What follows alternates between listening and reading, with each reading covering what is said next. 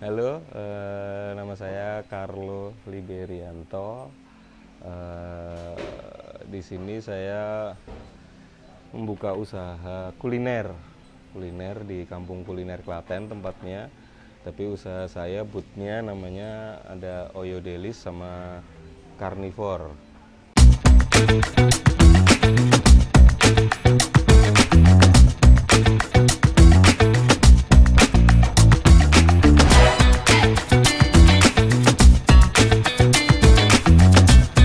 Sebenarnya udah lama, ada keinginan lama sejak dari awal-awal saya di Jigustik. Itu tuh saya sangat tertarik dengan yang namanya angkringan. Kok kayak kenapa saya tertarik angkringan? Saya lihat tuh kayaknya tuh angkringan tuh apa ya? Ya simple, santai sambil ngobrol ngalor ngidul. Makanannya ya makanan sederhana, makanan Jawa sing sambil ya konsepnya santai buat ngobrol tuh enak. Karena kayaknya tadinya saya pengen punya angkringan.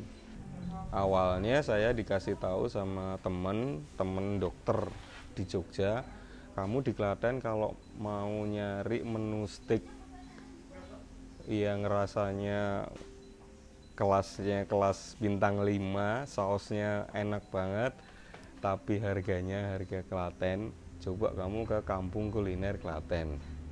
Waktu itu terus saya datang ke sini nyobain, ada steak enak banget. Dari situ saya dikenalin sama yang punya Kampung Kuliner sini. Dan waktu itu kondisi pandemi di situ saya sedang tidak berkegiatan apa-apa, nggak ada panggung, kayak semua udah off gitu.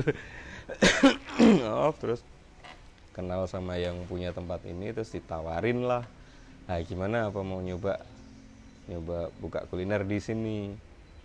Terus pikir-pikir sama istri, gimana ya udah kayak ya nyoba yuk daripada nggak ngapa-ngapain.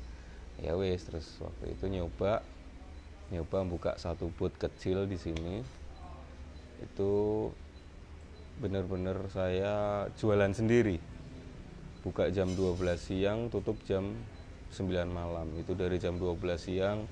Itu juga pengalaman baru banget buat saya, karena memang semua dari nol ya, dari awal prepare sampai closing itu tuh semua saya kerjakan sendiri. Itu belum yang itu jualan apa? Yang itu saya pertama jualan menu rice bowl. Waktu itu yang pengalaman baru lagi, saya baru buka itu saat bulan puasa Ramadan. Saya buka pertama. Sebelumnya belum ada bayangan ya, karena memang belum pernah jualan sendiri secara langsung ya, murni tanpa ada asisten atau pegawai atau yang nemenin, bener-bener sendiri, single fighter.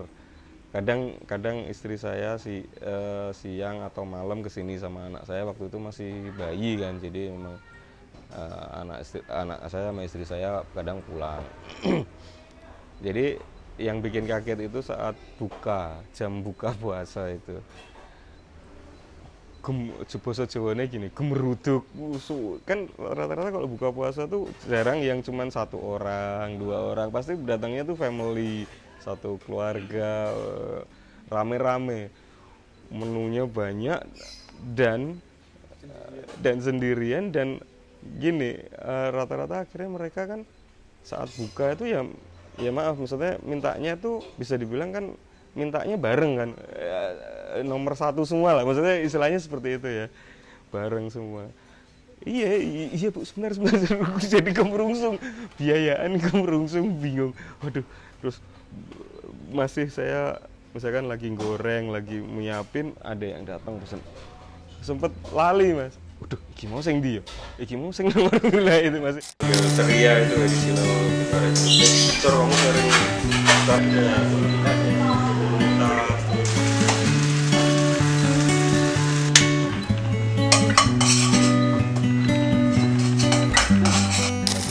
ya seneng. Jam udah habis udah malam gitu, habis Isya itu lega, kipas-kipas udah kembrobios. Iya lucu. Terus ya tadinya kan saya di sini satu booth, terus akhirnya ditawarin sama Pak Budi yang punya kampung kuliner, mau buka yang sini lebih gede ini dengan menu tambahan, tidak hanya rice bowl. Ya wes, istri saya juga banyak beberapa resep dari almarhum mertua. Terus kita coba, iki enak loh, ya wes ya didol, ya sesimpel itu aja. Dan kita tidak mencomot atau menduplikat dari mana, bener-bener resep original bisa dibilang gitu. Terus akhirnya ya wes yuk nyoba yuk tambah lebih besar dengan tambah menu seafood dan koyo tenanan koyo resto nyoba gitu. Terus ya udah coba ini, terus belum lama kemarin berapa bulan ya itu tambah menu carnivore, steak tapi steak untuk steak kekinian ya, bukan steak yang beneran ya, steak tepung. Steaknya konsepnya steak tepung gitu. Ya namanya usaha mungkin sama ya, semua bidang usaha mungkin sama, musik pun di band pun juga mungkin sama ya, kadang ada waktu rame ada waktu sepi, ada waktu rame ada waktu sepi. Hanya kan kalau di kuliner itu kan yang kita pikirkan itu adalah bahan bakunya itu kan tidak tahan lama kan. Jadi kalau lagi pas sepi ya itu kerugiannya mungkin lebih ke situ. Dan waktu itu yang pertama pelajaran saya waktu jualan itu adalah manajemen nasi. Jadi ya misalkan kita masak 3 cup gitu, pernah 3 cup itu habis bahkan kurang, minta yang lain. Pernah juga udah masak nasi 3 takar itu utuh sampai malam nggak kejual nggak keluar, itu juga pernah. Jadi sementara kan kalau dipakai besoknya kok mambu nggak enak, tapi kok ini segini kok eman-eman, ya itu paling kendala itu lebih ke masalah itu aja sih, bahan baku, gimana memanajemen bahan baku yang mungkin nggak bisa tahan lama ya, nggak bisa tahan lama banget. Dan di bidang kuliner ternyata ada waktunya mas, ada waktunya itu maksudnya misalkan ini bulan Juni wayahe wong ngelebok ke sekolah anak-anak, itu juga nggak ada yang jajan, sepi. Terus ya waktu-waktu seperti itu contohnya misalnya Lebaran, hari raya kayak gitu, rame sampai kewalahan. Habis Lebaran langsung set kayak disulap gitu, nggak ada orang sama sekali gitu ya benar, kemarin udah capek, uangnya udah habis untuk liburan ya, mereka sekarang makan di rumah dulu ya. Mungkin itu yang susah nebaknya juga, susah memprediksi juga ya. Saya heran juga, ada sering lihat warung yang sudah ya dia belum nggak hanya 2 tahun 3 tahun 5 tahun ya, mungkin dia udah 10 tahun 15 tahun itu kan rame terus, udah ajek lah, udah stabil ya. Memang perjuangannya mungkin harus seperti itu mungkin ya. Jangan hanya 3 tahun 5 tahun terus sepi terus ya wes lah tutup, kayaknya kalau bisa jangan deh, itu tetap harus dicoba terus. Jangan, belum bisa patokan waktu sampai 5 tahun gitu, menurut saya belum bisa jadi patokan. Rencana ke depan itu sebenarnya tuh cita-cita ya mas, kita tuh pengen buat catering WO lah atau IO, tapi lebih ke kulinernya. Dulu pernah ada teman saya relasi di Klaten, ada acara kayak ulang tahun, acara private keluarganya gitu. Dia booking semua di sini. Carlo tolong ini di arrange ya, diatur semua, saya butuh menu sekian gini. Oke, terus akhirnya saya koordinasi sama teman-teman tenan yang lain. Terus akhirnya kita coba sewa booth.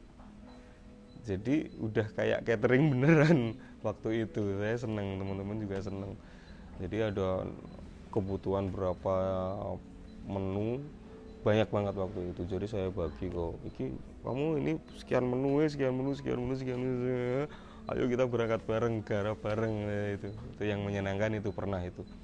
Suka duka di kuliner itu, sukanya adalah kalau saya pribadi sukanya adalah simple aja sih.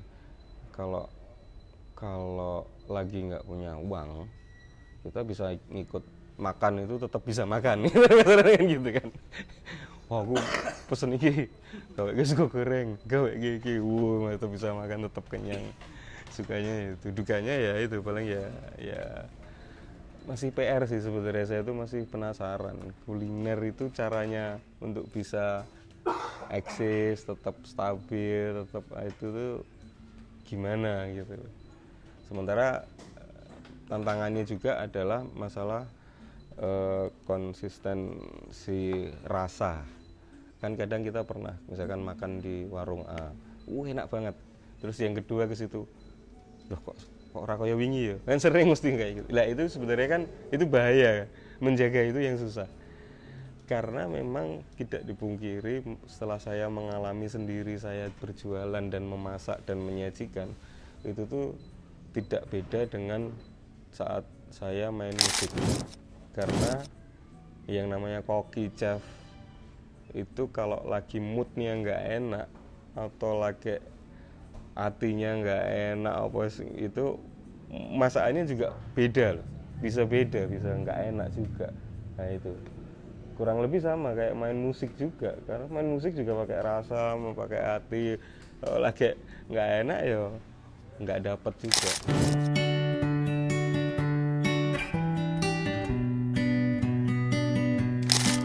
Bagi yang pengen buka usaha, terutama usaha atau apapun ya, saya pikir apapun. Jadi sebelum memutuskan untuk membuka usaha itu dipersiapkan betul segala kemungkinan baik atau buruk, resikonya, keuntungannya, kelebihannya harus dipertimbangkan benar.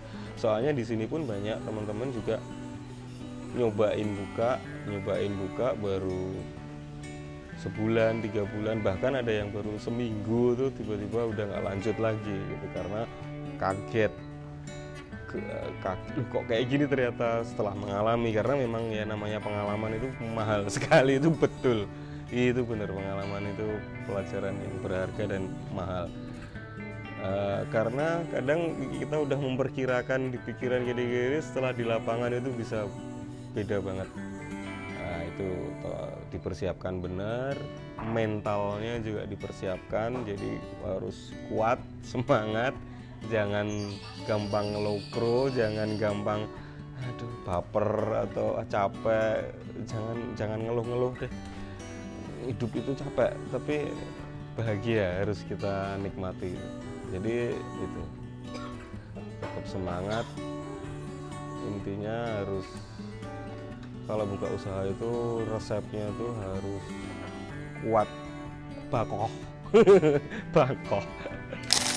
Teman-teman kalau lagi di Klaten, di sini ada tempat namanya Kampung Kuliner Klaten. Di situ banyak tenan, banyak pilihan menu, dan salah satunya di tempat saya itu ada Oyo Delis dan Carnivore. Ada menu seafood, menu rice bowl, menu steak yang tepung ya, steak itu. Nah, dan rasanya enak banget, terus harganya yaitu murah banget. Teman-teman saya aja kalau kesini, teman-teman Jogja loh, oh segini harganya, iya, oh, bahagia toh, murah meriah, kenyang, sehat. Halo ya, bagi teman-teman ini Jigustik baru rilis album. Bukan rilis album sih, single. Ada 4 single baru Jigustik yang kita aransemen ulang. Ada lagu puisi, lagu pujaan hati. Jigustik yang sekarang kan kita dengan vokalis Ika. Jadi kita buat formasi dan konsep dan aransemen yang sedikit fresh. Bisa didengar di platform-platform digital semuanya, ada Jigustik 2023. kayaknya itu puisi Jigustik 2023. Terus ada itu coba di YouTube channel Jigustik, Jigustik official, IG-nya Jigustik, monggo dikepoin kegiatan Jigustik, dan jangan lupa mampir ke Oyo Delis. Yeah.